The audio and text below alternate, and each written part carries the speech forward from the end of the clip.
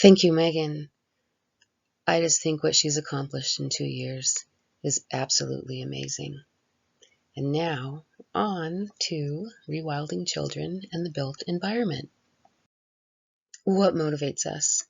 For the things we work hardest or believe in most, those roots go deep, often back to childhood.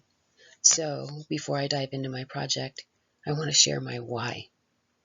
Because I grew up playing outside in Southern California, in Lake Havasu, in Iowa, in Illinois, beaching it, horseback riding, swimming, canoeing, camping. Look at how happy I was there on the right. And then this is me at 15, a self-portrait of devastation. Life changed dramatically when we moved to Washington, D.C. Wildness in my life vanished, as did my joy. Cut off from nature, much like a plant, I pretty much went dormant. And later in life, as a practicing professional landscape designer, I focused on wildness and natives to capture the freedom and fluidity of the backcountry we all love so much. Having lost touch with it as a kid, I knew it was crucial to our health and well-being, and I would use nature to help my clients. Today, coronavirus has fettered our economies and our freedom. Our world is at a crossroads. To what do we turn for well-being now but nature? Fresh air, sunshine, green stuff, movement, playtime, feeling good time. Even before life in the time of Corona, though, young people didn't have connections to nature in the society we adults had created for them. And the cost of that? Obesity is still on the rise. It's tripled in just my lifetime. Memmers, meet the I generation. Today's youth are the first to grow up in the era of smartphones and social media. And with that, depression, anxiety, and suicide, those things we don't like to talk about, they've almost doubled since 2006. Richard Louve's 2005 watershed classic, Last Child in the Woods, is steeped in years of research, and it introduced the concept of nature deficit disorder. It opened the floodgates of research on child-nature connection. With my own lifelong cynical conclusions on society and my experience as a landscape designer, I knew this was the work I would tackle, especially through our MEM project. Wild Child at Delaney, that's mine right there, Juniper, was my initial MEM proposal.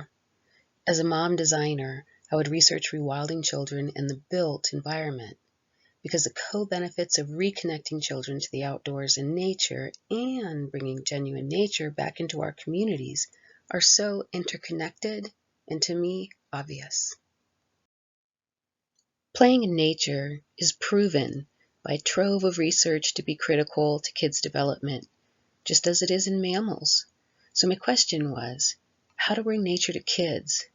These are younger citizens that essentially have no voice in society. In crafting my project, I looked at the 3 places kids spend most of their lives, or at least have free access to: school, home, and parks. As a Parks and Rec Commissioner, I chose to partner with my town's Parks and Rec Department and its director, Eric Brenlinger, who was excited and supportive of the project. In assessing this MEM project, our town manager suggested the Carbondale Nature Park. At 33.4 acres of meadow, wetlands, live streams, an irrigation ditch, bosques, and thickets, it is one of our most loved and used parks. Out of the 26 town parks I assessed, it was also the most central, walkable, bikeable nature access in town. The regenerative environmental management plan that the director and I proposed was to be a pilot for moving all of our thirsty, turf-based parks into the impending new era of aridification and water shortages amid climate change. So why focus on rewilding the built environment? A few reasons. Reason number 1. The research shows that grass-based parks and close-ended playgrounds just aren't enough. Think back on truly memorable moments in your life. I can't recall a single swing or teeter-totter to save me. But living in DC, I will never forget, in my first pair of brand new contact lenses, stepping out that door and seeing individual leaves in the tops of trees shimmer and shake in the sunlight. And that was 33 years ago. Reason for rewilding number 2. Remember the first time you saw bugs mating or cows humping? How it gave you that tingly feeling, maybe embarrassed you a little bit? Nature brought you into your own body at that moment, and it made you feel alive. Turfgrass doesn't create ecosystems to support that. Reasons for rewilding number 3. What draws a kid in is change, discovery, mystery, witnessing the interconnectedness of it all. This is a kid's introduction to the real world, after all, at a manageable scale for them.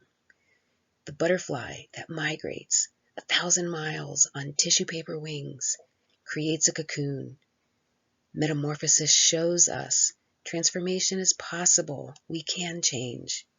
This battle on the right of the spider literally sucking the life from a moth teaches a child the immutability of death and compassion.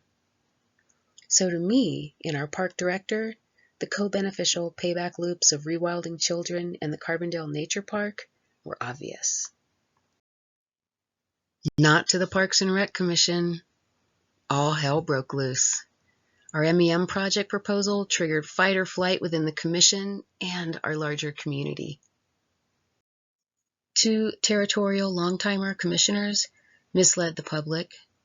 I had to face a packed town hall meeting of 40 to 50 pissed off dog owners. Okay, time to take a breath. A come to Jesus meeting with my project sponsors forced us to recognize that 1, I was being bullied, and 2, the MEM project was purposefully being sabotaged. But kids like me that grew up in adversity had to adapt quickly to constant change. And we land on our feet and we can pivot quickly. And I did in several ways. Pivot number 1, I turned my focus to the schools by A, initiating the process for after-school eco-literacy programming through free play, and B, cultivating children as future stewards.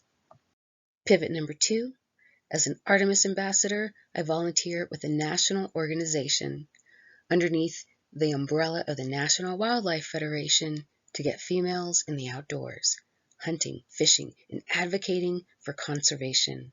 We're piloting clubs at my daughter's Montessori school, at Colorado Mountain College, and throughout the Roaring Fork Valley and Middle Colorado River Valley. Dig all these partners.